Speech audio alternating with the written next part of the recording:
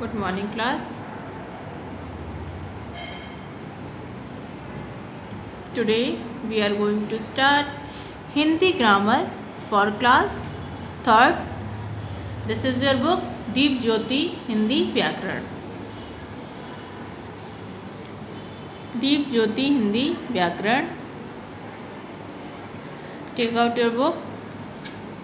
Everyone, take out your book.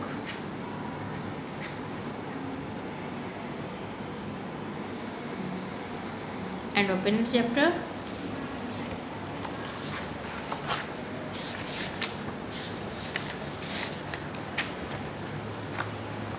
Chapter number first, भाषा. Chapter number first, भाषा means language. भाषा किसे कहते हैं, भाषा क्या है, कितने रूपों में पाई जाती है भाषा, इस चीज़ के बारे में आज हम इस चैप्टर में पढ़ेंगे. तो आपने अपने पिछले क्लासेस में भी पढ़ा होगा, लेकिन थोड़ा कम पढ़ा होगा. जैसे जैसे आपकी क्लासेस बढ़ती जाएंगी वैसे वैसे आपका कोर्सेज भी बढ़ते जाएंगे, तो थोड़ा सा कम पढ़ा होगा. लेकिन अभी 3rd क्लास आपका आ गया तो अभी थोड़ा सा इसमें ज़्यादा हो गया है. तो चलिए हम लोग देखते हैं, पढ़ते हैं और समझते हैं कि क्या है भाषा. भाषा किसे कहते हैं, देखिए, हम बोलकर या लिखकर अपनी बात दूसरों को बताते हैं. हम बोलकर या लिखकर अपनी बात दूसरों को बताते हैं. ठीक है, भाषा कैसे हम अपनी बात दूसरों को, तो बोल के या तो लिख के. देखिए, जैसे अभी सबसे बड़ा एग्जाम्पल क्या है, हम यहाँ पे बोल रहे हैं और आप लोग सुन रहे हैं. तो बोलकर या लिखकर हम यहाँ बोल रहे हैं और आप हमें सुन रहे हैं, तो ये भी एक भाषा का ही माध्यम है. ये भाषा है, भाषा का आदान प्रदान है. और अभी जब अगर हम कुछ लिखवाते हैं तो वो लिख कर हो जाएगा. ये जब बोल रहे हैं, बोल के आपको कोई चीज़ समझा रहे हैं, तो ये मौखिक भाषा हो गई. और जो लिख के बताएंगे वो लिखित भाषा हो जाएगी. तो ये बोल रहा है इसमें, हम बोलकर या लिखकर अपनी बात दूसरों को बताते हैं. हम सुनकर या पढ़कर दूसरों की बात समझते हैं.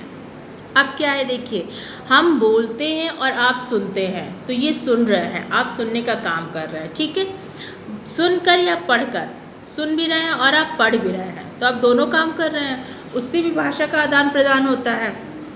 वही बोल रहा है कि हम सुनकर या पढ़कर दूसरों की बात समझते हैं.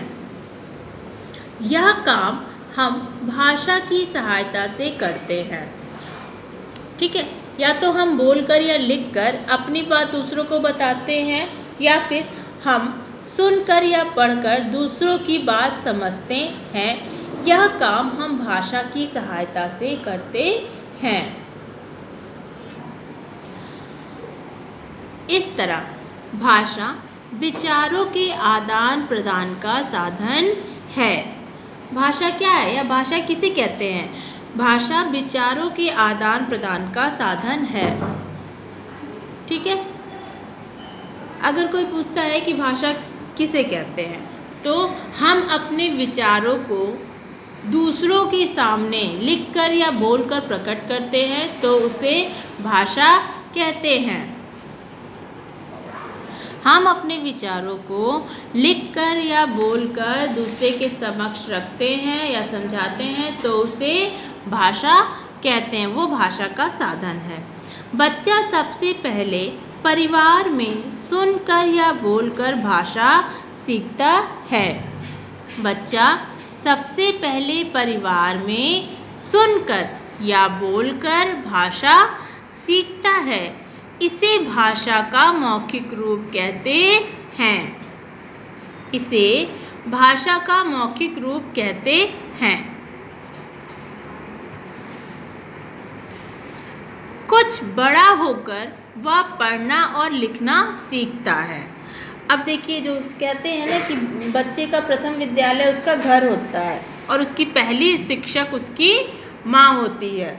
तो बच्चा जो होता है सबसे पहले अपने परिवार में ही शिक्षा ग्रहण करता है. परिवार के लोग जैसा बोलते हैं वैसा वो बच्चा भी बोलता है, और उसकी माँ जैसा उसको शिक्षा देगी अब आपकी मम्मी जैसे आपके सामने बात करती है, क्या बोलती है, वैसे ही आप भी सीखेंगे।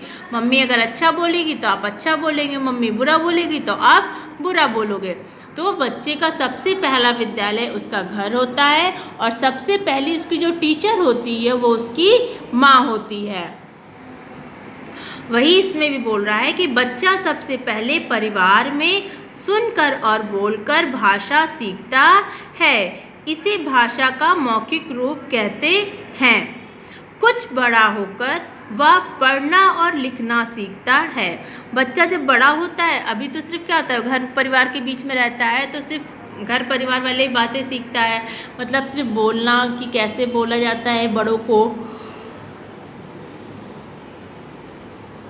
बड़ों से कैसे बात की जाती है, उनका आदर करना, उनको सारी चीज़ें गुड मॉर्निंग गुड नाइट सब चीज़ विश करना, पूजा पाठ, ये सब परिवार में रह के बच्चा सीखता है। मतलब कुल मिला के बड़ों का सम्मान और उनका आदर करना बच्चा सीखता है परिवार में, और अपने घर परिवार के लोगों के बीच में रह के बच्चा ये सारी चीज़ें सीखता है। कुछ बड़ा होकर वह पढ़ना और लिखना सीखता है। और जब बच्चा कुछ बड़ा होता है, जैसे आप लोग 4 और 5 ईयर्स के होते हैं, फिर स्कूल में आप लोग के एडमिशन एंट्रेंस एग्ज़ाम दिलवाए जाते हैं, फिर स्कूल में एडमिशन होता है, फिर आप लोग नर्सरी LKG UKG पढ़ते फिर आप अभी ऐसे ही करके 3rd में आ गए हैं, फिर नेक्स्ट ईयर आप लोग 4th में जाएंगे, फिर 5th में, ऐसे ही आपकी क्लासेस बढ़ते जाएंगे एंड कोर्सेज भी बढ़ते जाएंगे। तो कुछ जब बच्चा बड़ा होता है तो वो पढ़ना और लिखना सीखता है। बहुत से बच्चे को घर में ही उनकी मम्मी या फिर भाई बहन जो भी हैं वो पढ़ना लिखना सिखाते हैं, फिर स्कूल में एडमिशन कराते हैं, और कुछ बच्चे स्कूल में ही आके पढ़ना लिखना सीख जाते हैं। इसे भाषा का लिखित रूप कहते हैं। जब वो बच्चा कुछ बड़ा होके पढ़ना लिखना सीखता है तो उसी को हम क्या कहते हैं, इसे भाषा का लिखित रूप कहते हैं। जब बच्चा पढ़ना लिखना सीख जाता है तो वो लिखित रूप कहलाता है। भारत में अनेक भाषाएं बोली जाती हैं। हमारे भारत में क्या है, बहुत सारी भाषाएं बोली जाती हैं, जैसे हिंदी, इंग्लिश, मलयालम, तेलुगु, ये सारी भाषाएं हमारे भारत में ही बोली जाती हैं। हिंदी भारत में सबसे अधिक बोली जाने वाली भाषा है। जो हिंदी है, जो अभी हम आपके सामने बोल रहे हैं, ये भारत में बहुत अधिक बोली जाती है। कई राज्यों में, कई क्षेत्रों में हिंदी सबसे ज़्यादा बोली जाती है। मतलब ये पूरे ओवरऑल भारत में, इंडिया में सबसे अधिक बोले जाने वाली भाषा है। यह भारत की राष्ट्रीय भाषा है।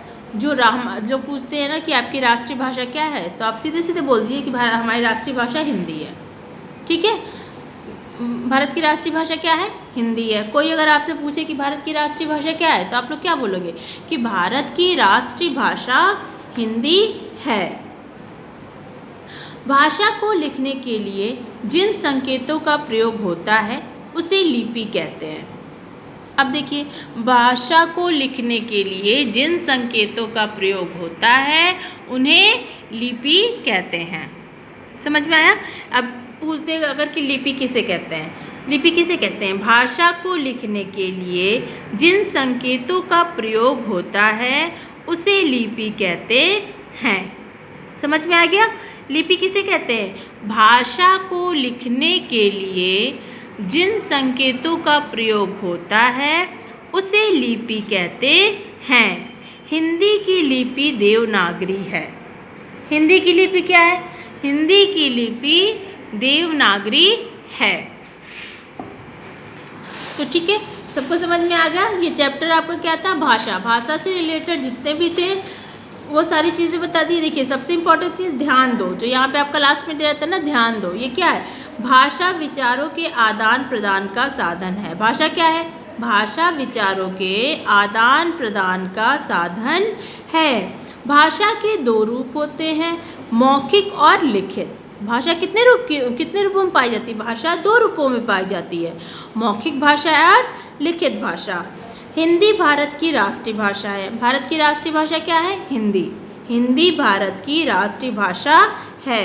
हिंदी की लिपि देवनागरी है। हिंदी की लिपि देवनागरी है। चलिए एक बार हम फिर से आप लोग को समझा देते हैं कि भाषा किसे कहते हैं, क्या क्या होती हैं सारी चीज़ें। आप लोग ध्यान से सुनिए क्योंकि बहुत इंपॉर्टेंट है ये आगे की क्लासेस के लिए भी, और अभी के लिए तो जो है वो है ही, आगे क्लासेस के लिए भी बहुत इम्पॉर्टेंट है। हम बोलकर या लिखकर अपनी बात दूसरों को बताते हैं। हम सुनकर या पढ़कर दूसरों की बात समझते हैं। यह काम हम भाषा की सहायता से करते हैं। अब देखिए हम भाषा को कैसे समझते हैं, कैसे क्या करते हैं। हम बोलकर या लिखकर अपनी बात दूसरों को बताते हैं, या तो बोलकर बताते हैं या लिख के बताते हैं। इस टाइम जो हम आपको अपनी बात बता रहे हैं वो बोलकर बताते हैं, ठीक है।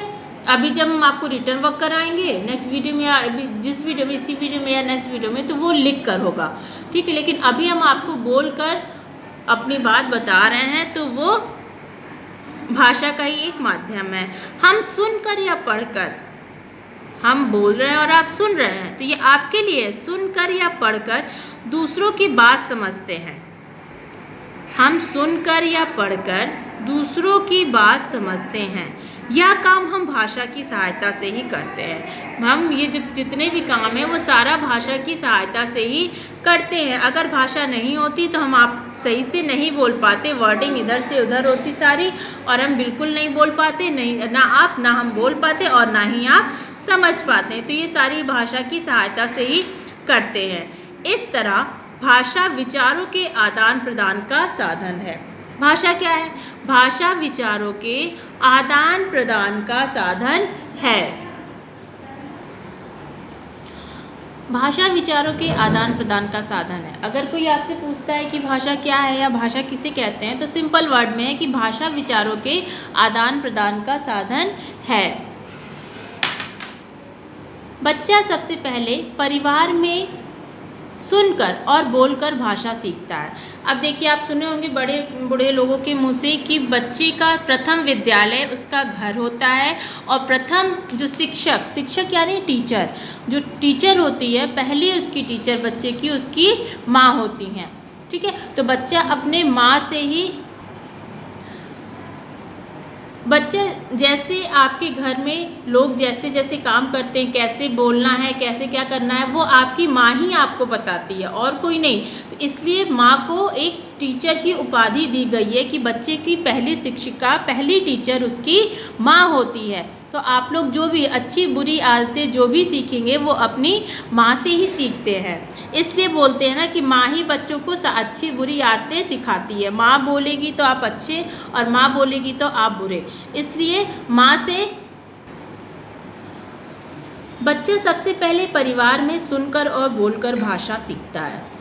इसे भाषा का मौखिक रूप कहते हैं। जो बच्चा सुनकर या बोलकर जिस चीज़ को भी सीखता है उसको मौखिक रूप कहते हैं। मौखिक मीन्स क्या होता है? बोलना या सुनना। अगर हम आपके सामने बोल रहे हैं तो ये मौखिक रूप हुआ कि मौखिक रूप से हम आपको पढ़ा रहे हैं। अगर अभी हम कुछ रिटन वर्क कराते हैं आपको तो वो लिखित रूप होता है कि लिखित रूप से हम आपको पढ़ा रहे हैं। तो ये मौखिक है, हम आपको पढ़ा रहे हैं और आप सुन रहे हैं और आप अपनी बुक खुद पढ़ रहे हैं, तो वो मौखिक रूप हुआ। अगर हम लिखवाते हैं, कुछ रिटन वर्क कराते हैं और आप लोग उस चीज़ को लिख रहे हैं तो वो लिखित रूप हुआ भाषा का। तो वही है, इसे भाषा का मौखिक रूप कहते हैं। हम आपको पढ़ा रहे हैं, ये मौखिक रूप है। कुछ बड़ा होकर वह पढ़ना और लिखना सीखता है। अभी तो छोटे बच्चे जो होते हैं, आप अभी स्कूल में नहीं हैं, अभी तो आप 3rd क्लास में पहुंच गए, लेकिन जब नर्सरी में थे आप, नर्सरी से पहले आप घर में ही कुछ थोड़ा बहुत पढ़ना सीखे होंगे। जैसे अ से अनार, आ से आम, ABCD, ये सारी चीज़ें आप घर में ही सीखे और आपकी मम्मी या फिर हो सकता है भाई बहन ही आपके सिखाए होंगे, लेकिन सिखाए होंगे थोड़ा बहुत। तो आप जब स्कूल में आए, जब यही बोल रहा है इसमें कि कुछ बड़ा होकर वह पढ़ना और लिखना सीखता है। जब आप लोग कुछ बड़े हो जाते तो आपका स्कूल में नर्सरी में या LKG में जिसमें भी हो स्टार्टिंग वहाँ से एडमिशन होता है और फिर वहाँ पे आप लोग को पढ़ाना नीचे से एकदम पढ़ाना शुरू किया जाता है। कैसे? आप लोग को मैम देती होंगी ऐसे ऐसे डॉट डॉट करके, फिर बोलती हैं इस पर ऐसे लाइन करिए। तो इस टाइप से आप लोग को छोटे से पढ़ाना सिखाया जाता है, तो फिर आप लोग उसको पढ़ना सीखते हैं। इसे भाषा का लिखित रूप कहते हैं। देखिए लिखित रूप क्या होता है कि जब मैम लोग आपको कॉपी में कोई भी रिटन वर्क कराती हैं, ठीक है, आप लोग छोटे क्लास से मैम लोग क्या करती, जैसे ABCD आप लोग को लिखवाती थी मैम। देखिए मैम लोग आप लोग कैसे कहती थी, अगर मैम लोग को आपको अ से अनार बनवाना होता था छोटे क्लास में, तो ऐसे ऐसे मैम डॉट डॉट करती थी और फिर आप लोग कहती थी कि अपनी पेंसिल इस पे चलाइए। तो आप लोग क्या करते थे, बस ऐसे करके आप लोग इस पे डॉट डॉट पे ऐसे पेंसिल चलाते थे, ये आपका अ से अनार हो जाता था। तो आप लोग छोटे से बड़ी चीज़ की तरफ आए हैं। आप आप पहले तो अ से अनार नहीं बना पाते थे, लेकिन अब क्या है, अब पूरा लिख लेते, एक वर्ड आप लोग तैयार कर सकते हैं। जैसे आपसे कहा जाए कि लिखो राम जाता है, तो आप लोग फट से लिख देंगे राम जाता है। ठीक है, तो ये आपका छोटे पद से आप लोग ने अगर अच्छे से पढ़ा है तो आपको आगे के लिए वो प्रॉब्लम नहीं होती है, लेकिन अगर छोटे पर आपने थोड़ा सा भी मन नहीं लगाया पढ़ने में तो वो प्रॉब्लम हो जाती है। तो यही बोल रहा है, इसे भाषा का लिखित रूप कहते हैं। भारत में अनेक भाषाएं बोली जाती हैं। हमारे भारत में, आप लोग भी भारत के ही निवासी हैं, इंडिया, तो यहाँ पे कई सारी भाषाएं बोली जाती हैं, जैसे हिंदी, इंग्लिश, तेलुगु, केरला, ये सारी भाषाएं कहाँ हैं, भारत की ही है। हिंदी भारत में सबसे अधिक बोली जाने वाली भाषा है। जो हिंदी है, जिसमें जो हमारी आम भाषा है, ठीक है, हम लोग ज़्यादातर हिंदी में ही बात करते हैं, स्कूल में आते हैं तो आप लोग इंग्लिश में बोलते हैं, लेकिन घर पे क्या रहते हैं, बहुत से बच्चे इंग्लिश में भी बोलते हैं, लेकिन घर पे बहुत से बच्चे हिंदी में बोलते हैं। तो वो जो हिंदी भारत में सबसे अधिक बोले, जब भारत में सबसे ज़्यादा क्या होती है, हिंदी बोली जाती है। भारत में सबसे ज़्यादा बोलने वाली भाषा क्या है, वो है हिंदी। अगर आपसे कोई पूछे कि भारत में सबसे अधिक बोली जाने वाली भाषा कौन सी है, तो आप लोग क्या बोलेंगे, तो आप लोग उसको फट से आंसर बताएंगे कि हिंदी भारत में सबसे अधिक बोले जाने वाली भाषा है। यह भारत की राष्ट्रीय भाषा है। भारत की राष्ट्रीय भाषा क्या है, भारत की राष्ट्रीय भाषा हिंदी है। याद करिए आप लोग, लर्न अच्छे से समझिए, भारत की राष्ट्रीय भाषा हिंदी है। नेक्स्ट है, भाषा को लिखने के लिए जिन संकेतों का प्रयोग करते हैं उसे लिपि कहते हैं। लिपि किसे कहते हैं, सबसे पहले क्वेश्चन है, इंपॉर्टेंट क्वेश्चन है ये आपका, लिपि किसे कहते हैं।